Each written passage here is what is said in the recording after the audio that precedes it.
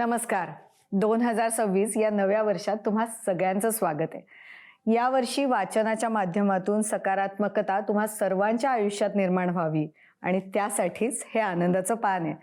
खरं तर आपलं आनंदाचं पान आज 5 वर्षाचं झालंय. तुम्हा सर्वांच्या आपुलकीमुळे आपला हा पुस्तकांबद्दलचा संवाद गेली 5 वर्ष सुरू आहे.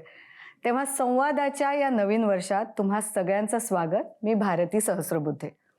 आज आपण एका भन्नाट पुस्तकाविषयी गप्पा मारणार आहोत, जे अल्पावधीतच खूप लोकप्रिय झालंय आणि 30,000हून अधिक पुस्तकं विक्रीचा टप्पा गाठणारं हे असं पुस्तक आहे जे खरं तर कथासंग्रह आहे. त्या पुस्तकाचं नाव आहे नात्यांचे सर्व्हिसिंग. विश्वास ठाकूर यांचं हे पुस्तक म्हणाल तर कथा आहेत, म्हणाल तर अनुभवांची शिदोरी आहे. तेव्हा फार वेळ वाया न घालवता थेट गप्पांना सुरुवात करूया. विश्वास ठाकूरजी, स्वागत आहे तुमचं आनंदाचं पानमध्ये. तर नात्यांचं सर्व्हिसिंग अशा आगळ्या वेगळ्या नावाच्या एका कथासंग्रहाबद्दल बोलण्यासाठी आज आपल्याबरोबर विश्वास ठाकूर हे या पुस्तकाचे लेखक थेट नाशिकहून आलेत आनंदाचं पानमध्ये सहभागी होण्यासाठी. तेव्हा थेट गप्पांना सुरुवात करूया. विश्वासजी, स्वागत आहे तुमचं आनंदाचं पानमध्ये. आणि मी सुरुवातीला म्हटलं की सकारात्मकता देणाऱ्या पुस्तकांचा समावेश आपण आवर्जून करत असतो आणि या कथांमधनं त्या पद्धतीची सकारात्मकता, वेगळेपणा दिसतो. तर गप्पांना सुरुवात करण्याआधी, कारण हे या आजच्या गप्पांसाठी महत्वाचं आहे, तुमच्या व्यवसायाबद्दल, तुमच्या कामाबद्दल आणि त्याच्या पुस्तकाशी असलेला संबंध सांगून मग सुरुवात करूया. खरं म्हणजे आनंदाचं पानचं मी सुद्धा खूप मोठा फॅन आहे. म्हणजे बरीचशी पुस्तकं मी तर तुमचा कार्यक्रम बघूनच वाचलेली आहेत. त्यामुळे आज मला इथे सहभागी होताना खरंच मनापासून आनंद होतो आहे. आणि ह्या पुस्तकाचा जन्म जो आहे तो फार एक इंटरेस्टिंग याच्यातून झाला. विश्वास बँकेला आता 30 वर्ष झालेत, पण ज्या वेळेला 25 वर्ष पूर्ण झाले. पण तुम्ही तुमचं विश्वास बँकेतलं कामही सांगा सर. म्हणजे मी संस्थापक अध्यक्ष म्हणून मी काम करतो आणि मला सांगायला अभिमान वाटतो की मी वयाच्या 27व्या वर्षी विश्वास कोऑपरेटिव्ह बँकेची स्थापना केली. म्हणजे एका बँकेने माझं कर्ज नाकारलं आणि त्या बँकेतल्या तिथल्या अधिकाऱ्यांना मी सांगितलं की आता मी माझी स्वतःचीच बँक सुरू करतो आणि मी माझी बँक सुरू केली. आज योगायोगाने नाशिक मधली नाही ते महाराष्ट्रातली एक one of the best bank म्हणून विश्वास बँकेचं नाव घेतलं जातं. आज 16 शाखा आहेत आणि जवळपास 1,000 कोटी रुपयाचं माझं टर्नओव्हर बँकेचं आहे. 98% रिकव्हरी, ऑलमोस्ट 0% NPA असं माझं बँकेचं बॅकग्राऊंड आहे. व्यवसायाने मी लँड डेव्हलपर पण आहे, त्याच्यानंतर माझं टर्फ क्लब पण आहे, स्पोर्ट्स अकॅडमीचं पण आहे. असे 2-3 वेगवेगळ्या प्रकारची शेती पण मी करतो. असे मी काही व्यवसाय मी करतो. पण ह्या कथांचा जन्म जो झाला तो असा झाला की बँकेला 25 वर्ष झाल्यानंतर स्वाभाविकच असं डोक्यात सगळ्यांचं आलं की बँकेचं एक कॉफी टेबल बुक केलं पाहिजे आणि त्या दृष्टीने काम पण सुरू झालं. पण मी खूप चांगला वाचक असल्यामुळे आणि कायम वेगवेगळा विचार करत असल्या कारणामुळे मी असा विचार केला की कॉफी टेबल बुक मध्ये काय होतं की आपण आपले फोटो, आपलं कौतुक आणि सगळं आपण तेच करतो की आम्ही काय काय केलं, काय नाही केलं, कसं झालं, सगळं एक चांगली एक बाजू असते. आणि त्याच वेळेला काय झालं की ते कॉफी टेबल बुकचं काम मी स्वानंद पेदरकर म्हणून माझ्या एका मित्राला आपल्या कार्यक्रमात येऊन गेले. तो उत्तम बोलतो, उत्तम लिहितो, सगळं छान आहे त्याचं. आणि तो आला की मी गप्पा मारता मारता मी त्याला मला आलेल्या काही अनुभवांवर मी त्याच्याशी गप्पा मारायचो. म्हणजे बँकिंग क्षेत्रात पण लोकांचे अनुभव आता येतात ना आपल्याला, जसं तुम्हाला वेगवेगळी लोक भेटतात आणि तुम्ही कोणाला तरी मित्रमैत्रिणींना शेअर करतात की आज काय घडलं, काय नाही, एखादं काहीतरी गमतीशीर असतं, गांभीर्याचं काहीतरी असतं. तसं मी त्याला ते स्टोरी सांगायचो. एके दिवशी त्यांनी मला कॉफी टेबल बुकच्या साठी आलेला असताना, माहिती देताना तुम्हाला म्हटलं की सर आपण एक करूया का की कॉफी टेबल बुकच्या हे आपण करूया, पण हे नंतर करू. त्याच्या आधी आता तुम्ही ज्या ह्या स्टोऱ्या सांगतायत याच पुस्तक केलं तर काय होईल. मला आयडिया आवडली एकदम. मी म्हटलं अरे हे कसं काय, मीटरमध्ये पण कसं काय बसवायचं आपण. तर आपण पहिले एक काम करूया की तुम्ही मला जे सांगतायत ना तसं तुम्ही एक मला रेकॉर्ड करून सगळं तुम्ही मला पाठवा. आणि म्हणजे तुम्ही आधी ऑडिओ मी व्हॉट्सअपचा आपला ऑडिओ याच्यावर आपण जे ऑडिओ पाठवतो, क्लिप पाठवतो, तर तुम्ही ते करा, मला पाठवा. मग मी ते ऐकतो आणि मग तुम्हाला काय सुधारणा किंवा काय नाही आणि मग ते उतरवून काढू. असा तो विषय झाला. त्याला म्हटलं ठीक आहे चल आपण प्रयत्न करूया. म्हणून मग मी सकाळी वॉक करता करता एक स्टोरी मी ती रेकॉर्ड केली. सुरुवातीला मी माझा जो सहकारी आहे त्याला दिले, त्याला म्हटलं की हे सगळं लिहून काढ म्हणून. आणि त्यांनी ते लिहून काढलं. ते लिहून काढल्यानंतर मग थोडासा क्रम वर खाली करत मी 1-2दा-3दा त्याच्यामध्ये बदल केलेत. आणि मग ती जी स्क्रिप्ट आली पहिल्याची ती मी ती स्वानंदला पाठवली आणि स्वानंदाला म्हटलं स्वानंद हे पाठवलंय तुला, आता हे बघ आणि काय बदल असतील तर सांग. त्यांनी ते वाचल्यावर तो मला म्हटलं की सर एकदम उत्तम आहे, 5-10% इकडे तिकडे आपण थोडंसं याला एक वेगळा, तुम्ही लेखक नसल्यामुळे जे काही लेखनाचे संस्कार. हा मी लिहितो, पण मी बँकिंग ह्या विषयावर लिहितो, वेगवेगळ्या वृत्तपत्रात वगैरे मी लिहितो ते. तर तो म्हटला की आपण थोडेसे काही चेंजेस त्याला थोडंसं आपण हे करूया की ते छान वाटेल. आणि त्यांनी एक 5-10% त्याच्यामध्ये बदल केला. तो बदल बघितल्यानंतर माझ्या लक्षात आलं की नेमकं पुस्तकासाठी काय पाहिजे. आणि मग याच्यातून मग असं ठरवलं की याला लॉक कसं करायचं. स्टोऱ्या तर खूप आहेत आपल्याकडे, खूप आपल्याला लोकांचे अनुभव आहेत. मग असं ठरलं की बँकेला 25 वर्ष झालं तर आपण 25 स्टोरी बनवू, कथा बनवू आणि त्याच्यावर आपण स्टॉप करू. इथून त्या पुस्तकाचा जन्म झाला. योगायोगाने त्यावेळेला कोरोनाचा लॉकडाऊन सेकंड चालू होता. सो मला मी सकाळी वॉक करता करता वेळ मिळाला आणि तो मग मी रेकॉर्ड करायचो, द्यायचो. आणि ती तुम्हाला असतं ना एक लय एक असते, एकदा तुम्हाला ते सापडलं तुमचं की माणूस त्याच्यावर काम करतो. तशा पद्धतीने हे पुस्तकाची सुरुवात माझी त्या पद्धतीने झाली. हो, खरं तर विश्वासजी, म्हणजे तुमच्याबद्दल जेव्हा मी पुस्तक वाचल्यानंतर माहिती काढत होती, ते तुमचाही प्रवास जिद्दीचा आहे. आणि म्हणजे जसं आता तुम्ही सुरुवातीलाही सांगितलं की ती बँक वर नेण्यासाठीचा जो प्रवास होता तोही मोठा आहे. मग असं असताना की आपण जे अनुभवलं किंवा आपल्या आयुष्याचा जो प्रवास आहे तो एखाद्या ऑटोबायोग्राफी म्हणा किंवा अशा पद्धतीने न लिहिता गोष्टींच्या माध्यमातून लिहावा, ही पण वेगळी आहे ना खूप. हो, करेक्ट, वेगळीच आहे. नाही, मुळातच काय झालं की ऑटोबायोग्राफीमध्ये सुद्धा पुन्हा काय होतं की एक सूर्य होतं त्याच्यामध्ये, आणि त्याच्यामध्ये मला हे अनुभव अशा पद्धतीने शब्दबद्ध नसतं करता आली. म्हणून हा वेगळा फॉर्म वापरायचा मी आणि स्वानंदनी ठरवलं की, आणि त्याच्यामध्ये ठेवलं की स्टोऱ्या अशा प्रकारे ऍप्ट बनवायचे की ते 5 मिनिटापेक्षा जास्त एक तुम्ही वाचायला घेतली तर तुम्ही बघा 5 किंवा 10 मिनिटात एक स्टोरी. छोट्या छोट्या गोष्टी आहेत. साधारण हे पुस्तक जर सलग वाचलं, म्हणजे सलग वाचणारी लोक सुद्धा आहेत ज्यांनी मला सांगितलं, त्याचा ऍव्हरेज काढलं तर 3 ते 3.5 तास याच्यामध्ये ते पुस्तक संपतं ते. असं ते पुस्तक छान, वेळ मिळेल तसं वाचलं तरी 2 दिवसात संपतं. बरोबर. आणि मला सांगायला आहे की अभिमान वाटतो की महाराष्ट्रातल्या नामवंत जवळपास 100 साहित्यिकांनी ह्या पुस्तकावर लिहिलं. मी त्यांना पाठवल्यानंतर त्यांनी वाचल्यानंतर याच्यावर त्यांनी खूप भरभरून लिहिलं. हे माझ्यासाठी माझं पहिलंच पुस्तक, आणि त्याला एवढ्या सुंदर प्रतिक्रिया त्याची येणं, आणि सगळ्यांच्या दृष्टीने तोच होता की बाबा तू बँकर आहे तरी सुद्धा तू हे कथा या खूप छान रंगवून तू छान लिहिल्यात. आणि महत्वाचं म्हणजे ही सगळी लोक, याच्यातली नावं वेगळी आहेत पण ही सगळी लोक आहेत बरं का. आता आजूबाजूला भोवताली ही लोक आहेत. म्हणजे याच्यातलं म्हणजे याच्यात सुरुवातीला वसंत आबाजी डहाके वगैरे यांच्यासारख्यांचे नाही, ते प्रतिक्रिया झाल्या, पण स्टोरी मी ज्यांच्यावर केलेल्या, कथा मी ज्यांच्यावर लिहिलेल्या आहेत त्याची नावं बदलली आहेत पण ती लोक आहेत. हे त्याच्यातलं एक महत्वाचं आहे की नाही. मला खरं म्हणजे त्या प्रश्नावर यायचंच आहे, पण आधी नाव पुस्तकाचं, नात्यांचं सर्व्हिसिंग खरं असतं. म्हणजे 2 गोष्टींनी आपण पुस्तकाकडे आधी आकर्षित होतो जेव्हा आपल्याला माहिती नसतं पुस्तकाविषयी. एक तर मुखपृष्ठ कसं झालंय आणि दुसरं त्याचं नाव काय, तर त्याच्यावर कशी मेहनत घेतली गेली, ते नाव हे असावं हे कशातनं आलं, त्याची तर इतकी छान गंमत आहे. मी आणि स्वानंद आम्ही बसलो होतो सगळं झाल्यानंतर की पुस्तकाला नाव काय द्यायचं, आणि वेगवेगळ्या नावांची आमची चर्चा चालली होती. आणि मग एखादं नाव त्याला आवडायचं ते मला आवडायचं नाही, मी सांगायचो ते त्याला आवडायचं नाही. असं चालू असताना माझ्या गाडीचा ड्रायव्हर आला आणि तो म्हटला की सर गाडी सर्व्हिसिंगला टाकायची आहे तर जाऊन येऊ. अच्छा. आणि मग माझ्या डोक्यात एकदम क्लिक झालं. मी त्याला म्हटलं की अरे आपण याच्यामध्ये जे नातेसंबंधाची गुंफण केलेली आहे तर त्याच्यात असंच आहे ना, सर्व्हिसिंग म्हणजे काय, जळमटं काढून टाकणं, घाण काढून टाकणं, आपण म्हणतो गाडी स्वच्छ करणं, आणि ती छान दिसते आपल्याला, ती पुन्हा खराब होणार हे आपल्याला पक्क माहिती आहे, तरी सुद्धा आपण ती गाडी तितक्याच नित्यनेमाने तिची साफसफाई आपण करत असतो. मग आपण याला जर नात्याचे सर्व्हिसिंग असं नाव दिलं तर काय होईल. मग त्याच्यावर त्याचं आणि माझं एकमत झालं आणि ह्या पुस्तकाचा जन्म नात्यांचे सर्व्हिसिंग या नावाने झाला.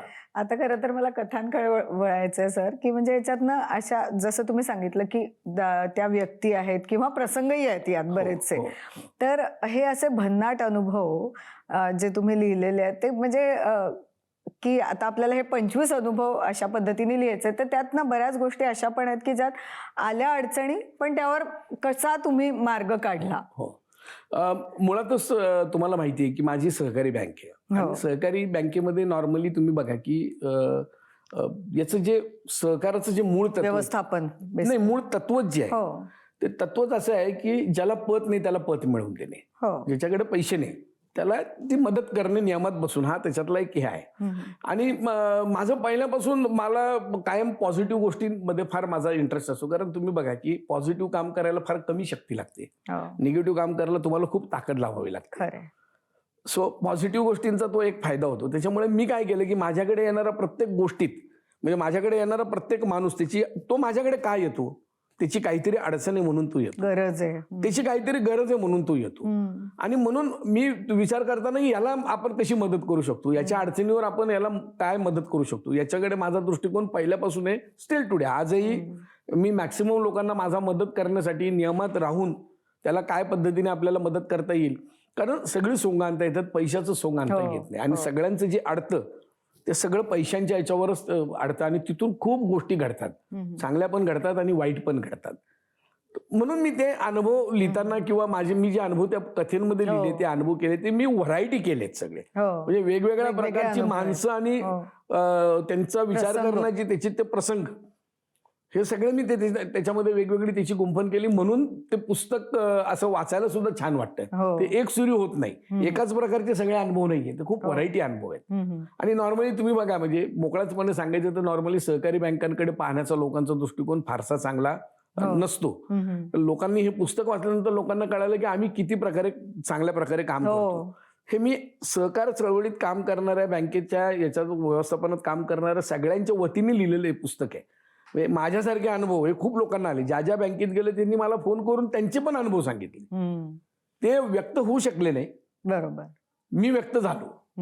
हा त्या पुस्तकातला एक मूळ गाभा किंवा असं आहे माझं म्हटलं तर वावगं नाही. पण यातल्या ह्या ज्या 25 कथा तुम्ही निवडल्या त्यातले तुम्हाला असं वाटतं की अरे ही जी एक कथा आहे ना, ही प्रत्येक माणसाने वाचलीच पाहिजे, ही फार भन्नाट आहे, माझ्या या कथेचा लोकांना फायदा होईल अशी तुमची आवडीची? माझ्या आता खरं म्हणजे त्याला आवडीची म्हणण्यापेक्षा सुद्धा किंवा तुम्हाला हा जो प्रसंग वाटतो की हा, म्हणजे आपण बघतो की नात्यांमध्ये पैसे आले की सगळ्यांनाच वेगवेगळ्या प्रकारचे अनुभव येतात. माझ्याकडे असं झालं की माझा एक स्टाफ आणि तो यंग मुलगा 27-28 30 वर्षाचा असेल आणि तो अचानक हार्ट अटॅकने गेला. नुकतंच त्याचं एक 3-4 वर्षापूर्वी त्याचं लग्न झालेलं होतं आणि तो गेला. आणि गेल्यानंतर काय झालं की सगळे सोपस्कार पूर्ण होतात, तुमचं सगळं विषय तुमचा सगळा संपला तो. आणि अचानक एक दिवशी त्याची बहीण माझ्याकडे आली. मोठी बहीणची पुण्यामध्ये राहत होती, लग्न झालेलं होतं. त्या तिघी बहिणी भाऊ आहे एक. आणि त्यांनी मला सांगितलं प्रॉब्लेम असा की याच्या नावावर जे पैसे होते ते याच्या वडिलांचे पेन्शनचे पैसे होते, ते त्यांच्या नावावर होते. ते वडील गेल्यानंतर ऑटोमॅटिकली याचं नाव लागलं, हा वारसदार होता म्हणून याचं नाव लागलं आणि याच्या बहिणीचं नाव लागलं, लहान बहिणीचं, जिचं लग्न झालेलं नव्हतं आणि जी 12वीत होती. नंतर याचं लग्न झालं. लग्न झाल्यानंतर त्या एफडी मॅच्युअर झाल्यानंतर यांनी काय केलं, बहिणीचं नाव काढून टाकलं आणि बायकोचं नाव टाकलं. बरोबर. पैसे कोणाचे? वडिलांचे.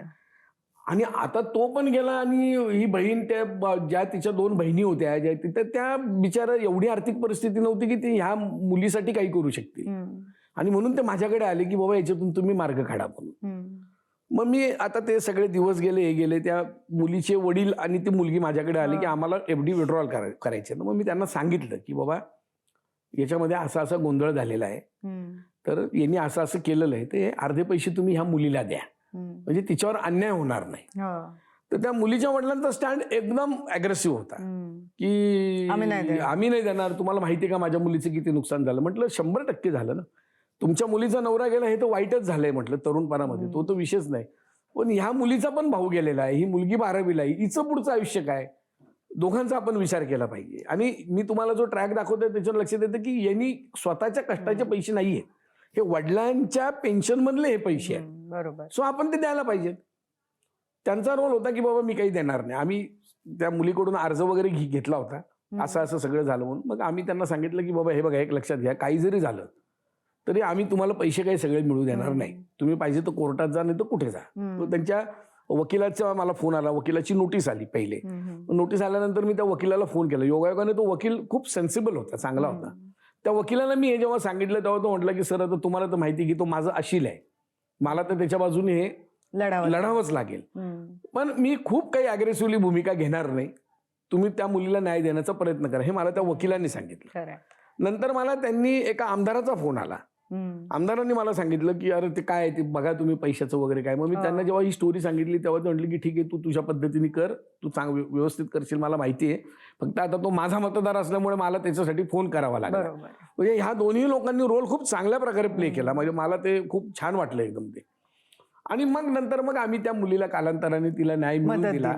त्यांच्या पण लक्षात आलं की बाबा हे पैसे आपल्याला असेही मिळणार नाहीत, काही नाही. त्यांना म्हटलं 10 वर्षांनी मिळतील, विदाऊट व्याजाचे मिळतील. त्यावेळेला तिची किंमत 0 राहील, त्याच्यापेक्षा आज तुम्ही निम्मे घ्या, निम्मे हिला द्या आणि विषय संपवा. आणि अशा पद्धतीने तो विषय तो संपला तो तिथे. खरं तर तुम्ही जे आता ज्या कथेविषयी सांगतात, मला प्रेक्षकांना सांगायला आवडेल की अशाच पद्धतीने की आलेले प्रसंग आणि त्यावर केलेले वेगळ्या पद्धतीने विचार करून मात कशी केली, अशा कथा मला यात दिसल्या आणि त्या खरंच खूप वेगळ्या आहेत. आता आपल्या गप्पा सुरूच आहेत, तर मला ना आणखीन एक प्रश्न विचारावा असं वाटतो, तो म्हणजे या पुस्तकावर जे लिहिलंय की आतापर्यंत या पुस्तकाच्या 25,000हून अधिक प्रती 30,000 झाल्यात आता 30 झाले. आणि ही एक तुमच्या हातात आता मला वाटतं आधीची आवृत्ती, पण आता मी जी आणली ती माझी 21वी आवृत्ती आहे. त्याच्यावर हिंदी निघालं. डॉक्टर सुलभा कोरे म्हणून आहेत, मोठ्या लेखिका आहेत, त्यांनी त्याच्यावर हिंदी केलं आणि आता त्याचं 27 फेब्रुवारीला त्याचं इंग्रजी व्हर्जन येते. डॉक्टर वैशाली बालाजीवाले म्हणून पत्रकारच आहेत, त्यांनी त्याचं इंग्लिश केलं. गुजरातीची बोलणी आता त्याच्यावरची सुरू आहे त्याच्यावरती. आणि याची आणखीन एक ब्युटी काय आहे की याची किंमतच आम्ही 99 रुपये ठेवली.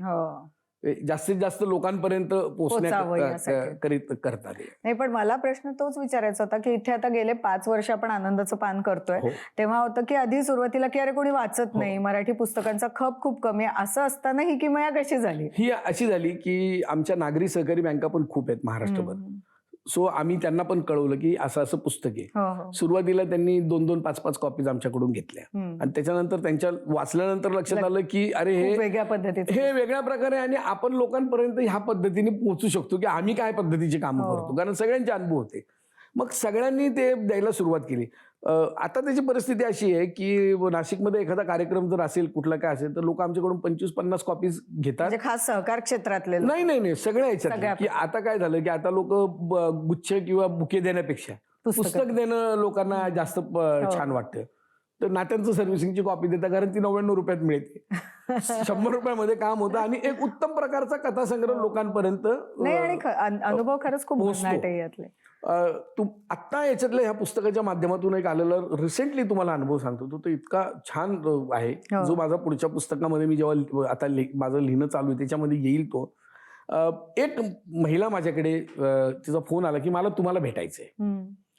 तर म्हटलं काही काम असेल तर मला फोनवर सांगा. नॉर्मली मला कोणी फोन केलं तर मला माहिती की कर्जासाठी किंवा काहीतरी काम असतं, तर माझं भेटायला काही नसतं आणि माझा व्यवसाय असतो की लोकांना कर्ज देणे. तर मी फोनवरच विचारतो की तुझं काम असेल तर सांग, मी पटकन मार्गी लावतो. तेव्हा नाही साहेब, मी तुमचं नात्यांचं सर्व्हिसिंग पुस्तक वाचलंय, पण मला माझ्या प्रॉब्लेमसाठी तुम्हाला भेटायचं. तर मी म्हटलं ठीक आहे, तुम्ही या म्हटलं मला भेटायला. तर त्या बाई माझ्याकडे आल्या भेटायला. येताना ते एक डबा घेऊन आले. डबा होता, पितळी डबा असतो, माझ्या टेबलासमोर बसल्यात आणि तो त्यांनी उघडला. त्याच्यामध्ये सोन्याचे दागिने होते. तर मला 1 मिनिट कळलंच नाही काय. मी म्हटलं ना गोल्ड लोन पाहिजे की काय पाहिजे, आणि पद्धत माहित नसते त्याच्यामुळे लोक घेऊन येतात बाबा हे सोनं घ्या, पैसे द्या म्हणून. मी ताबडतोब अशा वेळेला मी थोडंसं हे करतो, मी ताबडतोब माझ्या महिला अधिकाऱ्यांना मी एकाला बोलवलं ताबडतोब तिथं. म्हटलं तुम्ही इथं बसा म्हटलं. बरोबर आहे. म्हणजे काय चाललंय ते बघायला. उद्या आपल्याला माहित नसतात काय प्रसंग येईल आणि काय. तर मी म्हटलं अहो तुम्हाला हे सोनं गहाण ठेवून काही पैसे पाहिजेत का, काही तुम्हाला पाहिजेत का? नाही म्हणले, मला हे तुम्हाला द्यायचंय. मी म्हटलं मला का बरं द्यायचंय तुम्हाला? मग ते म्हटलं की नाही, मी तुमचं पुस्तक वाचलं म्हणे, मी पोळ्या आणि भाजी, म्हणजे मी पोळ्या करण्याचं काम 30-35 वर्ष करते. मला माझ्या मुलांनी पण फसवलंय म्हटले आणि मला नातेवाईकांनी पण फसवलेलं आहे म्हटले. त्याच्यामुळे मला त्यांना कोणाला काहीच द्यायचं नाही. आणि म्हटले की मी डॉक्टरकडे जाऊन आले तर डॉक्टरने मला हार्टचा प्रॉब्लेम सांगितलं ना, ऑपरेशन करायला सांगितलंय. पण आता जगायचं कोणासाठी म्हटले? मला काही जगायचं नाही म्हटले. हे सोनं जे आहे हे तुम्ही घ्या, हे तुम्ही विका आणि याच्या पैशातून तुम्ही सामाजिक काम तुमचं गरजूंना मदत करा. तुम्ही विचार करा की जी बाई पोळ्या लाटण्याचं काम करते, म्हणजे पोळ्या लाटत तुम्हाला तर महिला तुम्हाला सगळ्यात कष्टाचं काम काय असेल तर, आणि कंटाळवाणं काम काय असेल तर पोळ्या लाटण्याचं. ती बाई ते 30-35 वर्ष करते. त्याच्यातून तिची साठलेली जी काही त्याच्यातून तिने जे काही सोनं घेतलं, ते सोनं ती मला पूर्णपणे देते. तिला स्वतःला हार्टचा प्रॉब्लेम आहे आणि त्या ऑपरेशनला पैसे तर ती म्हणते मला करायचं नाहीये आणि हे तुम्ही घेऊन टाका. केवढी मानाची श्रीमंती आहे. मग त्यांना आम्ही समजावून सांगितलं की असं काही करता येत नाही, पण ठीक आहे म्हटलं, आपण काय करू, हे सोनं आपण मोडू म्हटलं आणि तुमच्याच नावाने मी FD करतो म्हटलं आणि नंतर बघू काय करायचं. आणि मग आम्ही त्या महिला अधिकाऱ्याला सांगितलं की दर 8 दिवसाला तू या मावशींना फोन करत जा, काय कसं चाललं, काय चाललं, तुमचं काय प्रॉब्लेम आहे का, एवढं विचार म्हटलं, नंतर काय करायचं आपण ते करू. असा सुद्धा अनुभव तुम्हाला सांगतो. कथांमध्ये जे अनुभव आहे तितकाच म्हणजे आणि आपल्यातली जबाबदारीची पण, आपण जे मी सहकारी बँकेमध्ये जबाबदारीची पण वाढ होते की आपल्यावर एवढा लोकांचा ट्रस्ट आहे, एवढा लोकांचा विश्वास आहे, तर आपल्याकडून कुठे त्याला धोका नाही पोचला पाहिजे, याच्यासाठी सुद्धा शेवटी माणूस प्रयत्न करत असतो. तर हा पण अनुभव मला त्याच्यातून आलेला आहे. नाही, खूप लोकप्रिय झालेलं आहे हे पुस्तक सर. आणि म्हणजे या गप्पा खरं तर किती जितक्या आपण मारू तितक्या कमीच आहेत, कारण तुमचे अनुभव तितके आहेत, तितके मोठे आहेत आणि या पुस्तकाच्या माध्यमातून तुम्ही जे अनुभव शेअर केले ते पण खूप वेगळे आहेत. मला खरं तेच वाटतं की आपण गप्पा मारत राहू तितक्या हे आहेत, पण आमची सगळ्यांची अपेक्षा अशी असेल की नात्याचं सर्व्हिसिंग पार्ट 2 अशा पद्धतीने तुमच्या आयुष्यातले आणि ह्या क्षेत्रात काम करत असतानाचे जे अनुभव आहेत ते जर तुम्ही आणखी लिहिले आणि आमच्यापर्यंत पोहोचवले तर तसं काही आहे का? हो, नक्कीच आहे. त्याचं माझं दुसरं पुस्तक, मला जी लोक भेटलीत आणि ज्यांनी मला आयुष्यामध्ये खूप मदत केली, म्हणजे याच्यामध्ये जसं आपल्याला वेगवेगळ्या प्रकारचे काही नकारात्मक प्रसंग आले आणि अडचणी आल्या अशा पद्धतीच्या कथा, तर त्याच्यापेक्षा जास्त मला सकारात्मक काम करणारे लोक भेटलीत ना, तर त्यांच्यावर पण मी लिहिलं पाहिजे ना, तो पण त्याच्यातला एक महत्वाचा भाग आहे. आणि म्हणून आणि जाता जाता एकाच मिनिटामध्ये याच्यातली जी शेवटची स्टोरी आहे 25वी, जी मी माझ्या वडिलांवर लिहिली, तर मी 24 स्टोऱ्या लिहिल्यानंतर माझ्या असं लक्षात आलं की आपण लोकांनाच सांगतोय की लोकांचं कसं चुकलंय आणि कोणाचं काय झालंय, आपण आपलं कुठेच चुकीचं लिहित नाही की आपल्याकडून काही चूक घडली आहे का आणि आपण त्याच्यावर कशी मात केली. म्हणून मी माझ्या वडिलांनी एकाला जामीनदार असताना मी त्यांची रिकव्हरी करण्यासाठी त्यांना नोटिसा पाठवल्या आणि त्यांची FD मी मोडून त्या अकाउंटला जमा केली. गोष्ट 50,000ची होती. आज मला असं जाणवतं की हे 50,000 रुपये मी पण भरू शकलो असतो, त्यांना कुठल्याच प्रकारचा त्रास न देता. पण तो वयाचा आणि अनुभवाचा सुद्धा अभाव असतो आणि त्यावेळेला केलं. आज जरी मी ठरवलं की माझ्या वडिलांची माफी मागावी, तरी आज वडील हयात नाहीत, त्यामुळे मी त्यांची माफी मागू शकत नाही. म्हणून शेवटच्या स्टोरीमध्ये आयुष्यभराची सल असं मी ती स्टोरी लिहून त्या पुस्तकाचा मी शेवट त्या पुस्तकाचा मी केलेला आहे. खरंच म्हणजे मी पुन्हा एकदा म्हणेन सर की खूप एक वेगळ्या पद्धतीच्या अनुभवांची शिदोरी तुम्ही या पुस्तकाच्या माध्यमातून सगळ्या लोकांना दिली आहे. तुम्ही आता हे जे दुसरं प्रोजेक्ट सांगताय त्यासाठी खूप शुभेच्छा. आणि आज आनंदाचं पानमध्ये तुम्ही सहभागी झालात, आमच्याशी इतक्या सविस्तर गप्पा मारल्यात, त्यासाठी आभार. थँक्यू. आज नवीन वर्षात आम्ही 2 आघाडीच्या लेखकांना विचारलंय की हे जे सरतं वर्ष आहे त्या वर्षात त्यांना कुठली अशी पुस्तकं वाटली जी त्यांना आवर्जून वाचायची आहेत, किंवा नवीन वर्षात ते कुठल्या पुस्तकांची वाट बघतायत. तेव्हा लेखक गणेश मतकरी आणि लेखक कृष्णात खोत यांच्याकडून जाणून घेऊया त्यांची 2026ची रीडिंग लिस्ट. 2025 साल हे वाचनासाठी चांगलं होतं आणि अनेक चांगली पुस्तकं यावर्षी वाचण्यात आली. आता जेव्हा थोडक्यात काही नावं घ्यायची असतात तेव्हा नेहमीच असा प्रश्न पडतो की त्यातलं काय घ्यावं आणि काय वगळावं, कारण नेहमीच एकापेक्षा अधिक पुस्तकं आपल्याला आवडलेली असतात एखाद्या विषयावरची. यावेळी मला असं वाटलं की काही जी महत्वाची नावं घेण्यासारखी आहेत त्याच्यामध्ये स्त्री लेखिकांचं प्रमाण जाणवण्यासारखं आहे. तर त्याच्यामधलं एक पहिलं पुस्तक मी म्हणेन की तर अशी सारी गंमत हे चित्रा पालेकर यांचं आत्मकथन हे असं यावेळेचं महत्वाचं पुस्तक होतं. आणि चित्रा पालेकरांचं आपण नाव सगळ्यांनीच ऐकलेलं आहे, त्यांचं काम बघितलेलं आहे. 1970च्या दशकामध्ये समांतर नाट्य चळवळीशी त्या संबंधित होत्या, प्रायोगिक नाटकांशी संबंधित होत्या आणि पुढे अमोल पालेकरांबरोबर त्यांनी चित्रपट निर्मितीमध्येही त्या उतरल्या आणि त्यांचं दोन्ही पद्धतीचं काम, टीव्हीसाठी केलेलं सुद्धा काम आपल्याला माहिती आहे. तर याच्या बद्दलचं सगळ्याबद्दलचं एक अत्यंत तटस्थ अशा पद्धतीने केलेलं निरीक्षण आपल्याला त्यांच्या आत्मकथनात पाहायला मिळतं. त्यामुळे एक रेकॉर्ड या दृष्टीने सुद्धा आणि एक चांगलं केलेलं कथन अशा पद्धतीने सुद्धा हे महत्वाचं पुस्तक आहे. दुसरं पुस्तक मी म्हणेन की शर्मिला फडके यांचं ये शहर बडा पुराना है नावाचा कथासंग्रह. शर्मिला फडके या अनेक काळ कथा लिहित होत्या आणि त्यांचं 4 सीझन्स नावाची त्यांची कादंबरी सुद्धा आलेली आहे. आणि त्यांच्या लेखनामध्ये आपल्याला असं दिसतं की एक प्रकारचं अपरिचित जग आपल्याला यामधून दिसतं, संस्कृती संबंधातलं, पण तरी सुद्धा वेगळं. म्हणजे आता या पुस्तकामधली सुद्धा आपण जी येशर बडा पुराणा हे कथा जर बघितली तर त्याच्यामध्ये एक अत्तर बनवणारे यांच्याबद्दलचं एक विश्व त्यांचं असं आपल्याला त्याच्यामध्ये दिसतं. आणि यातल्या अनेक इतर कथा सुद्धा आहेत, त्या सुद्धा आपल्याला एका वेगळ्या जगामध्ये घेऊन जातात.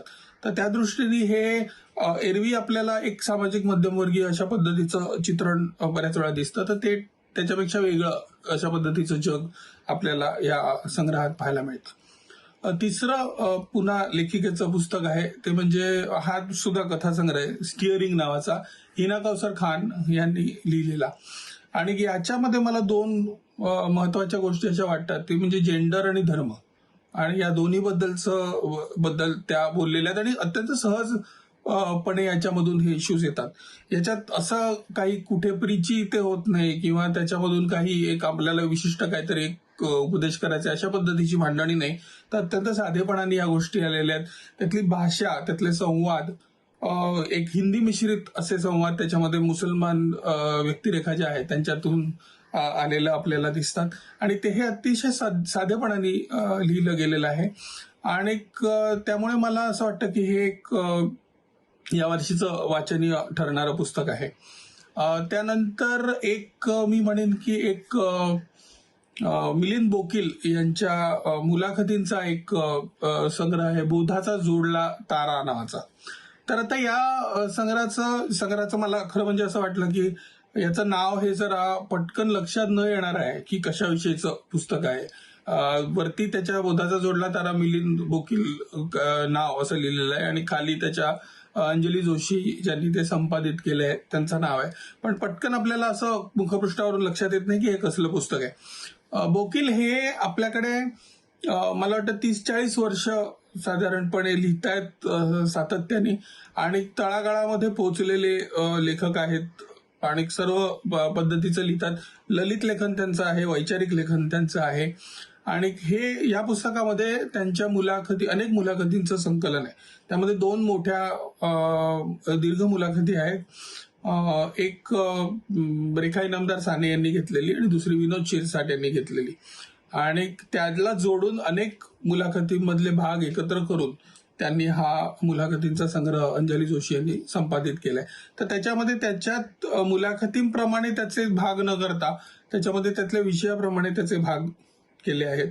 आणि त्यामुळे त्यांची एकूण जडणघडण कशी झाली पासून त्यांचा साहित्य विचार असेल किंवा सामाजिक दृष्टिकोन असेल, त्यांच्या विशिष्ट पुस्तकाबद्दल, विशिष्ट लेखनाबद्दलचं त्यांचं विवेचन असेल, अशा पद्धतीची प्रकरणं त्याच्यामध्ये आहेत. त्यामुळे एक आपल्याला सांगोपांग या मोठ्या लेखकाचं काम आपल्या लक्षात येतं. आणि आणखी शेवटचं पुस्तक मी म्हणेन की एक अगदी आत्ता म्हणजे अगदी वर्ष संपताना आलेलं पुस्तक म्हणजे पंकज भोसलेचं भूखुंदडकी. ह्या वर्षी अगदी आत्ता 2 पुस्तकं बुक्स अँड बुक्स बद्दल आली. एक म्हणजे पंकजचं हे भूखुंदडकी आणि माझं स्वतःचं बिब्लिओफाईल.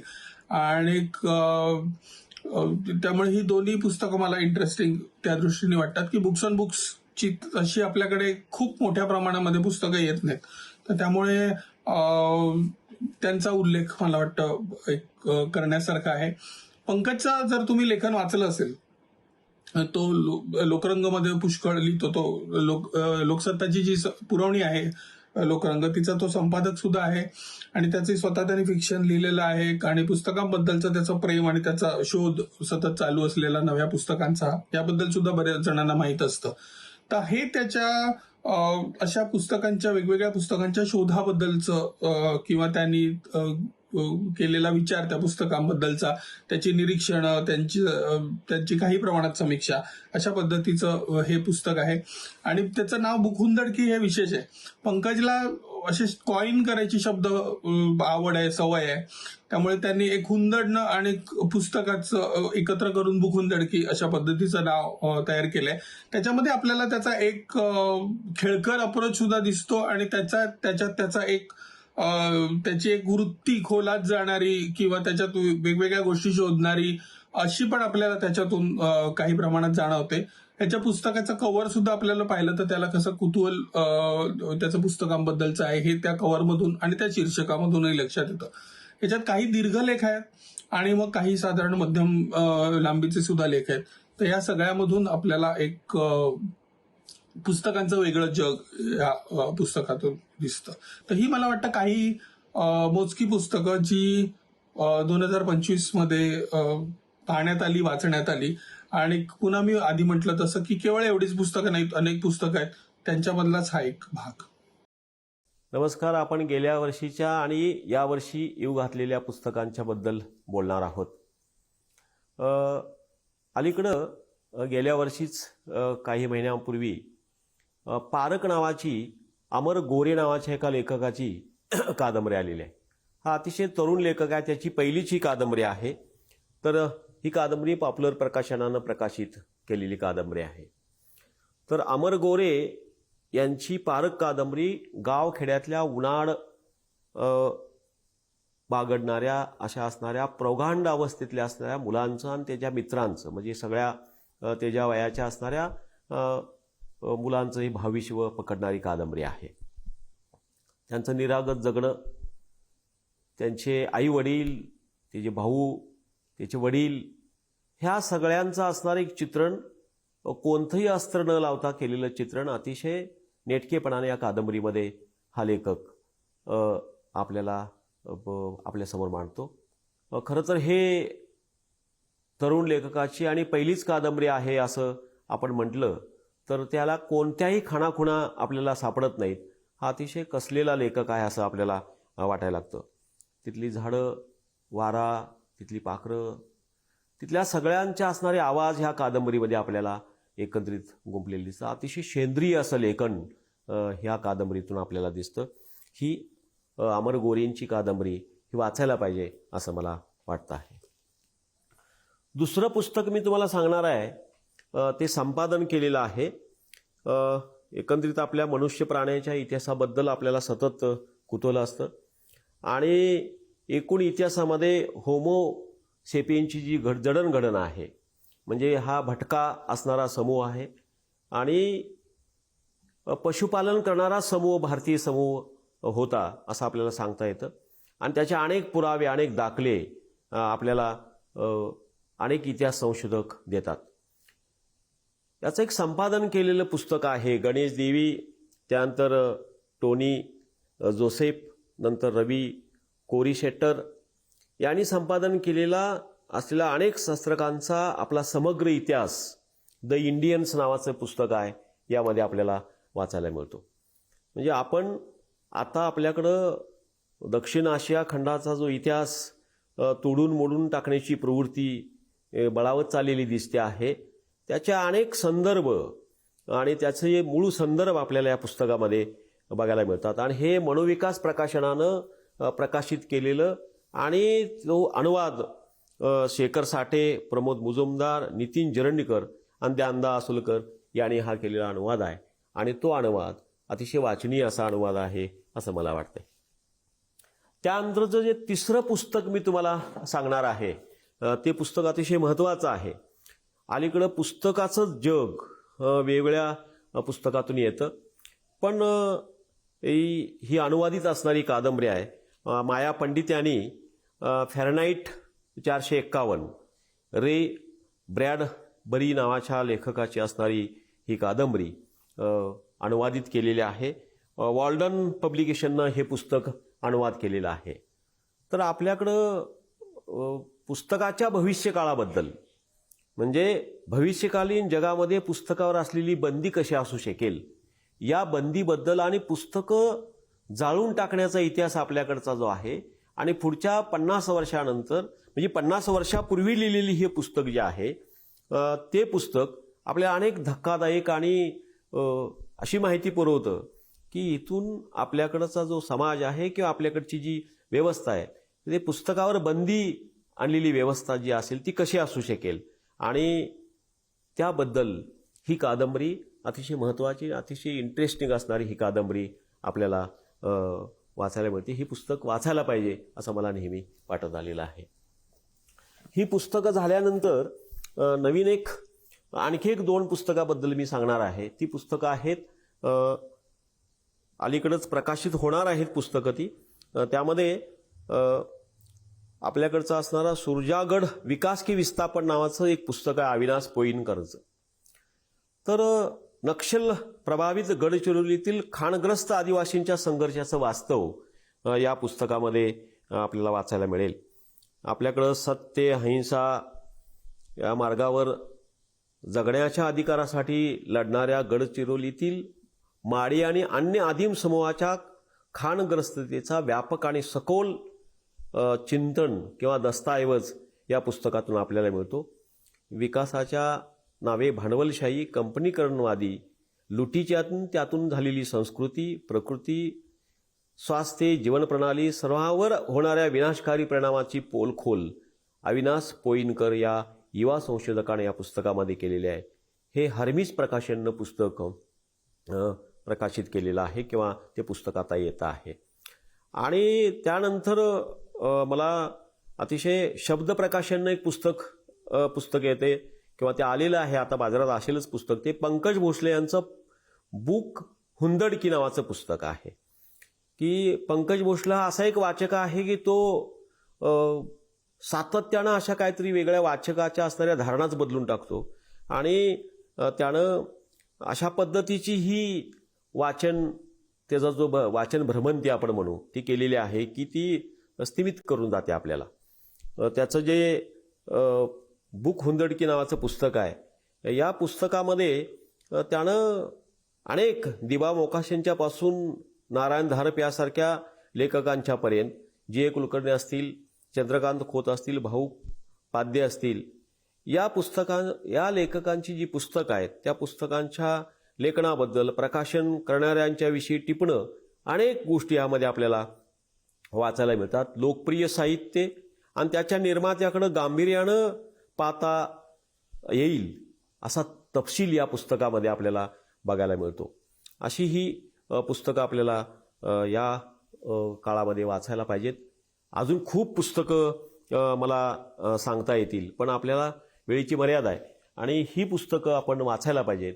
म्हणजे द इंडियन्स किंवा पारक नावाची कादंबरी आणि मी तुम्हाला आता सांगितलं बुक हुंदडकी नावाचं, आणि जो नक्षलग्रस्तांचा जो इतिहास आहे तो इतिहास त्याबद्दलचा, आणि फॅरनाईट 451 नावाची जी रेड बरीचची असणारी जी कादंबरी आहे ती माया पंडितांनी जी अनुवादित केलेली कादंबरी, ही पुस्तकं वाचायला पाहिजेत. त्यातून आपल्याला पुस्तकांच्या जगाबद्दल, माणसाच्या जगाबद्दल आणि ह्या सर्वांच्याबद्दल आपल्याला एक कुतूहल जे आपल्या मनात आहे ते कुतूहल आपलं काही का प्रमाणात असेना ते त्याची भरपाई होईल आपल्याला असं वाटतं, आणि त्याच्यामध्ये आपल्याला अनेक गोष्टी मिळतील. ही पुस्तकं वाचायला पाहिजेत असं मला वाटतं. आता आपण या 2 लेखकांकडनं जी पुस्तकं ऐकली ती पुस्तकं आणि इतरही नवीन उत्तम पुस्तकं घेऊन तुमच्यापर्यंत आम्ही येतच राहणार आहोत. अर्थात यावर्षी सुद्धा आपण सगळे वाचत राहू, वाचन संस्कृती वाढवण्यासाठी प्रयत्न करत राहू. त्यासाठीच हे आनंदाचं पान आहे. आणि पुन्हा एकदा आवर्जून तुम्हा सगळ्यांचे आभार मानायचे आहेत, कारण गेली 5 वर्ष तुम्ही हा कार्यक्रम आवर्जून पाहताय, आम्हाला प्रतिक्रिया कळवतायत, त्यासाठी खूप खूप आभार. आणि पुढच्या आठवड्यात भेटणारच आहोत, पण तोपर्यंत धन्यवाद.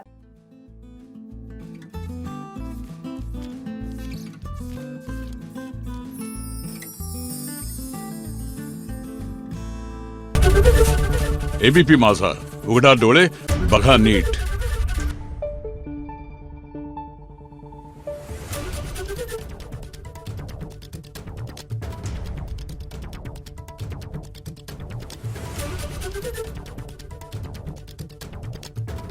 Thank you.